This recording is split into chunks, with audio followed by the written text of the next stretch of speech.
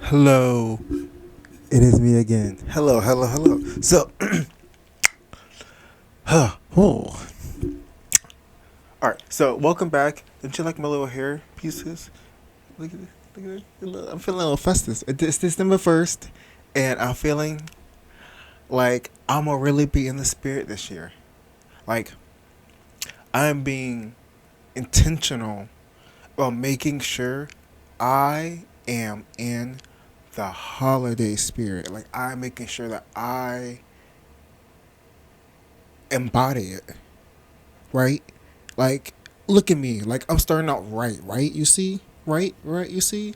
Like, I got the snowflake. Like, bitch, I am the snowflake. Like, right? That's the energy I'm trying to channel into December. So, December 1st, got my hair fresh wash. I'm gonna get a twist. Eventually, y'all gonna be maybe not the first to know, probably could be actually the last. But you'll get a very in depth something, maybe, I don't know. Bitch, anyways. Either ways, welcome back.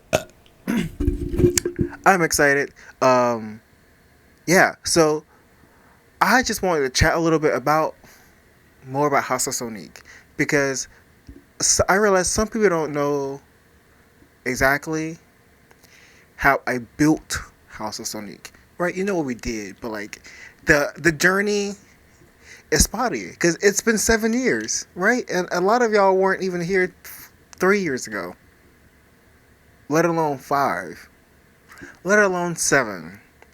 And some of the venues and places and people don't even exist anymore. The people do exist. The personas don't. The drag personas. They're very much alive and well also as human beings. And we good Judies. So, on that note, I got my little book. So, also I'm on a roll. So, this is my handy dandy notebook. It is my things full of all my bright ideas. And I am going through my check of my YouTube videos. Now, some of you may wonder actually what's been going on behind the scenes, and it's like I have. So this is video technically 2.4, and the one before this was I Move, which was 2.3, and the one before that was 2.2. Which is good grief. So I am going down this motherfucking list, trying to get all these videos out before I get to the content that I really want to make, because these are some great ideas, and I don't want to have them go to waste. But some of this shit, I'm just like, oh, right, I gotta talk about that. That's great, but yeah, okay, great. So, on to the story of actually just Chaz. Right. So when I first started performing, actually, I only was performing as Chaz. House of Sonique obviously didn't exist. I didn't have a House of Sonique. I didn't have a persona. So when I first moved here in October of 2016. It wasn't like it was quite a while later until I actually started performing, but I started coming out in looks. I went to trade every single day for a while. Trade was much different then because town was open and other venues were open. So we had a very unique group of people there who had fam nights on Thursdays. So I would go and then Pussy had a show on Tuesdays. So I would go and I would I started to go where I knew people knew my face, but I never went in to look. And I was very intentional about not going in to look because I was judging the girls and I was trying to see what I was going to do. I knew what I was going to do, but I didn't know. So I remember one time I went in and it was cute. And I went back home real quick and I changed back and came back in some heels. And it was kind of like, because mind you, at that point I was intentionally only coming out in jeans and t-shirt. Mind you, I just moved to the city, so I was still building my wardrobe. Mind you, the girl was like literally fresh off the run. So, and so she was battling a lot. Not battling, challenging. Juggling is the word I'm looking for. Juggling. So, it wasn't until one show where I finally got my shit together. I was couch surfing more or less for a while at this white guy's house name. Todd. I didn't bleep out his name, I just said it. Either way, I was crashing at Todd's house, who I met through Christian. We I was there for like 4 months or so. When I finally got into my place in Mount Pleasant, as always, when I get settled in, I make art. And that meant I had accumulated a shit ton of dried rose petals. And it was Tuesday, and Connor and my boyfriend at the time, Cliff, helped me. Well, they didn't know I was doing this, but I said we were going out, and they showed up, and I had already started the process, and I glued those flowers to my fucking self, and they helped. They put the baby's breath on, and then we went out, and it was a spectacle. I was a spectacle. So by the time I got to ask that I want to perform, it was an easy yes. See how that worked out? I was very strategic. Yeah, I shot Dusty a cute old message. It's been like, hey, I would love to perform. Blah, blah. That happened. And then I got booked. I think it was maybe for like church or something like that. It was actually church. I got booked for one of the first churches that happened. I did a Rihanna number. And then I probably did like I think it was probably a Whitney Houston number. And then I got booked for the big gay flea market at town. I feel like I was at town for a couple reasons, but I can't remember the other one. I did my little legendary drag mix from Florida. If you don't know, you don't know. But yeah, shout out to my Florida fam. That mix is hot as shit. Still on my favorites. I might include that just because it's fire. Listen, bam. Listen, you want a good southern drag mix? Come to me. Listen, wow, we'll get you. We'll get you. Okay, anyways, so that all happened, and then Tea Party started. Now, if you don't know what Tea Party is, Tea Party was a party that was at Ten Tigers, hosted by a variety of people, but Coonj, Brian Smith was a part of it also. Miguel, also, shout out to you. Hey, boom. Yeah, it was great. So then I started performing at Tea Party. And then, after performing at Tea Party for a while, no, it was my second or third performance at Tea Party. I actually saw Rue. And I was like, literally, as soon as they got done performing, I ran up to them. I was kind of like, I need your information. I'm trying to do things in the city, and I think I have you in mind. Because the things, how I work as a person is, I can do things with myself, but if I want to start a company and business, and I'm going to need people. Like, that's just how, like, I'm gonna need employees. And also, I was trying to start a house at that point, because I knew that me taking these $50 gigs was not cutting it. I knew if I can get one more queen with me, we can charge at least $150, because we bring in a package or something like that. You know what I mean? I had an idea. Rue came over. I gushed everything so unique to them. And they were down. They were so down. And mind you, at this point, I had been hosting Monday night dinners at my place at Mount Pleasant. I moved there for a while at that point. So people started to kind of like, I would tell them, and they would start talking about the house. And then I started like formulating things, Christian were very much, they always bantered back and forth. I was cooking dinner. I noticed that, and I was like, y'all be great as hosts, Y'all gonna be in the house too, you gonna be in the house, And I talked Christian was like, the other CEO, they had two CEOs at one point. Also, people don't know this. House of Sadiq had two CEOs. It's not just me. Boom. So, boom. We start managing and shit. Next thing you know, we start booking gigs. I also, at this point, I'm an assistant general manager at Pasari, which is an Indian restaurant that's located off DuPont, right? Q&R, right next to, Q and 16th. It was right, not too far from JR's. Literally. Any Steakhouse, right on the corner. It was the one you went downstairs though. It was basement level. It was the old club. It was Old Chaos. So yeah, I used to manage the place that turned into the Old Chaos with his restaurant and all kinds of other things, because when I took it over, it became more than just a restaurant. But that led it to me hosting parties there because we needed foot traffic. So House of Sonic born. At the same time, the Garden Ball was born, and I started putting on parties, the balls there. And after 3 or 4, Devon approached and was like, "Ooh, I got this little string. I'll just wash my hair, so I got to do a whole little retwist. But anyway, Devon approached with a proposal, and at the same time, it's kind of like we had a little quick conversation. It's kind of like, you might just go ahead and be in the house. Stop playing with us. And then I'll let everybody else know that Devon was in the house. So that's literally how it went. Most people had a conversation beforehand that they were going to be in the house. Devon was the person that let everyone else that Devon was now in the house. I made a strong executive decision on that part, to be honest. So we ended up at U Street. And Devon was our DJ. Look at God. As in God isn't us. Because we made that shit happen. We were there, and because of that platform at being at U Street Music Hall,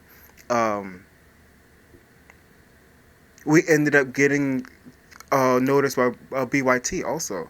And well, more or less also, I was talking to Marissa and other people, but because of the work we have been doing, we've been moving around so much, when she had asked who'd been doing things in the city, that'd be great, House of City came up, because at that point we'd already been, we were at Moxie also. So in between actually Pensari and U Street, we went to Moxie. Moxie was a hit show. So Moxie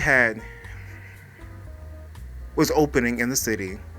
They were doing press releases and all the things around the city, and they wanted to have a great big opening. So we got an email from them, from Brianna.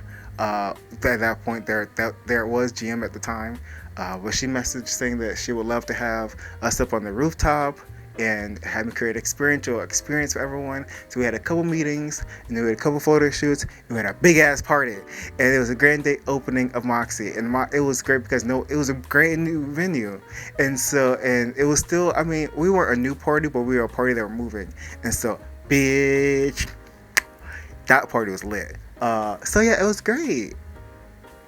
So then, fast forward, we ended up working with BYT, Pussy Noir, Devon, Anna, all to help do our first show at the Smithsonian, which was at the Hirshhorn. I think it was Hirshhorn, I could be wrong. At a certain point, we were doing so many shows at the Smithsonian's, I'll forget which one was actually the first show. To be honest. But yeah, and then, because then we're at the Hirshhorn, then we're at the Pride for, oh God, there's a little bit of a blur that happened there, because we were doing rooftop bars. We were busy at that point, because what happened was we were able to, as we started to grow, I was adult coming from just a $50 queen to a company. So at that point there were 8 of us, and we were charging $1,500 to book us to do anything. Yeah. So the $1,500 checks were going along. Listen, some of the girls finally had savings accounts. They never had that before. They had money in their savings accounts. Proud mom I was. But with that platform, everything we just started to grow everywhere exponentially. And I was using my photography skills at that point, really my phone, to really push us. Like, that was our marketing, was just me using my phone and things like that, and just whatever I could really get my hands on at the time, right? So I mean, unfortunately, it was a big deal, but we were on the phone with Ryan from Capital Pride. We were literally going to be the Grand Marshals of fucking Capital Pride. You don't understand how fucking legendary we were about to be in this fucking city. We are, but you know, it's different actually. So listen, we were doing the things, and then yeah. And I just let me go back to my note, because I started going in on my tangent. I had one. The point of this video really is to say, sometimes it takes, you got a crazy ass leader. You just need a lot of people who really believe in them, because I mean, that's really how we were born, and how I really just had this crazy idea that we were going to be this fashion, art, and entertainment company.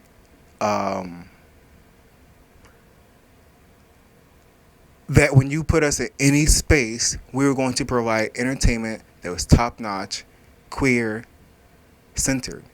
It's grown now more because um, the house is really myself, but I still have the support of everyone. Pussy likes to say I'm a collective now, and I'm just like, okay, girl, you're right. I am a collective, which is a cute word to say, just to say, because it's definitely just me, which I not true. It's not just me, but it feels like the way. Hmm, what am I trying to say?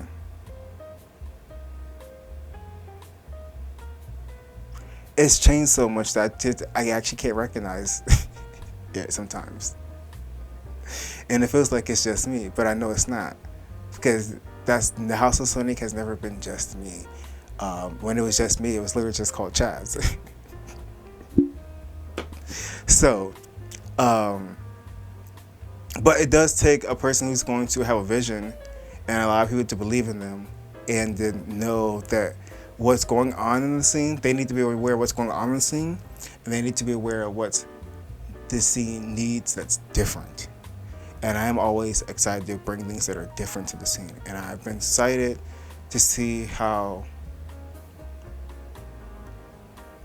other people have brought so many things that have been different to the scene as well since I haven't produced a show really at all since the pandemic, and since then the scene has changed so much, and there's so many different shows, there's so many variety of shows now. You just can't seem to honestly keep up, and it's just nice that the scene is still active, and I mean active in the way that people are still bringing new shit. They're still pushing the boundaries. There's unfortunately the same conversations are still sometimes happening where like drag kings are not getting the respect. People are not booking who they want. People are only booking their friends. People are being biased. Bars are not paying on time. People are getting low paid. But the thing is, artists are still working to create those conversations, because now it seems like a faux pas to try to pay an artist $50 for a gig, which was I remember $50 for a gig was a lot of money back then. Because I remember there was a time at DC9 where we got paid just under $10, and we also got booked 2 days before, and yeah, they threw that shit together and threw it on us, and they didn't give two shits about what we performed, even though some of us took Ubers there. Yeah, so if you wonder why some of the people stopped performing, it was because of that night also. But I tell you, the scene has changed for the better, to be honest, because that shit right now would not fly at all. It will be really bad. But it does suck how much the scene has changed, because trade is not a place where fam night. If you threw a fam night at trade right now, it'd be weird. Would it? Originally, I don't know. Let's throw one to see. So, okay, alrighty. Oh, was this recording? I hope so.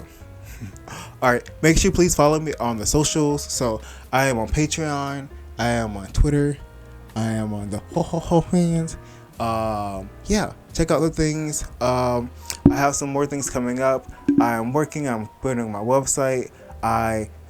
I'm proud of myself that I was not manic and did not crash it out overnight like I wanted to, and like I said I was going to do, but I'm taking my time and working on it slowly. So, which has been great for me, because I've been putting a lot more detail and effort and work into it, and also being proud of myself that I'm not being manic. Yeah, so keep it tuned. In the website, it's gonna be cute. So, also, if you don't know, Wake Up Sissies, you should just go to Twitter and type in Wake Up Sissies. That's all I want to say on that. I love you all. Thank you so much for supporting me. Please make sure you subscribe. I am taking this seriously, so I have to say that, and I actually really do mean it. Please make sure you subscribe. Actually, see that number. Actually, does make my heart jump a little bit. I really didn't care beforehand. I think I did care, but it's different now. It's different now. All right. Bye, fam. Thank you so much. Have a great day, and take care. Is it okay? Okay. Bye.